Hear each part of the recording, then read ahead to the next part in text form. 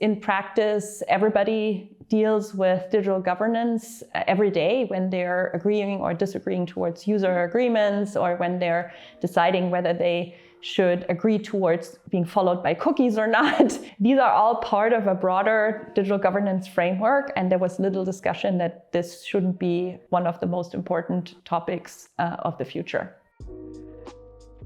I'm Daniela Stockmann. I'm the director of the Center for Digital Governance, and I'm also professor for digital governance at the Hertie School.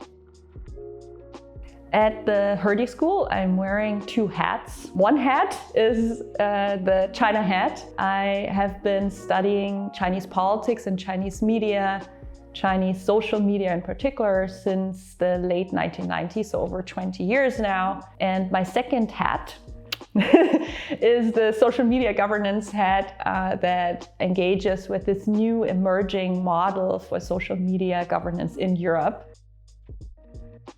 Originally, I started out as a China scholar, and I was mostly interested in how an authoritarian regime can use digital technology in order to stabilize its governance. I started to realize that lots of policymakers in democracies are, without looking at China, are looking for similar policy solutions towards dealing with the same issues. And I did not think that the same policy solutions were compatible with democracy. Thus, I started to become more interested in how to create the circumstances within liberal democracy to use digital technologies such that they can promote both democracy and the public good.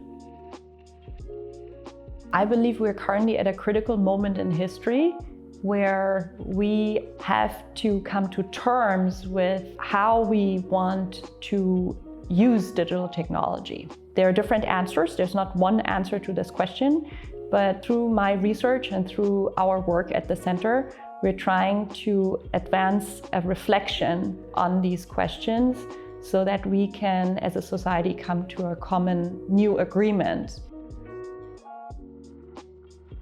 There are three different understandings of addressing the challenges of social media platforms. One is, I would say, the traditional way of looking at social media governance, which comes out of the United States, which is based on self-regulation, where you give companies a lot of autonomy and you leave it up to them. China is at the other extreme, where you have a very state-driven approach towards dealing with the issues. Public administrative bodies and together with the Chinese Communist Party make decisions about the boundaries of freedom of speech. Since last year, we have the Digital Services Act, Digital Markets Act package in Europe, and many liberal democracies are now looking towards Europe and are watching very closely what model is developing here.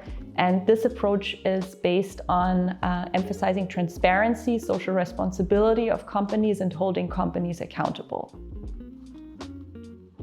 When you do the kind of work that we do, when you engage with high-level policymakers, most of these discussions take place behind the curtains. And what we would like to do at the center is to find more opportunities for students to engage in a conversation. I would envision for the center to also have venues and convenings where students also get a chance to engage with some of these speakers in person more directly.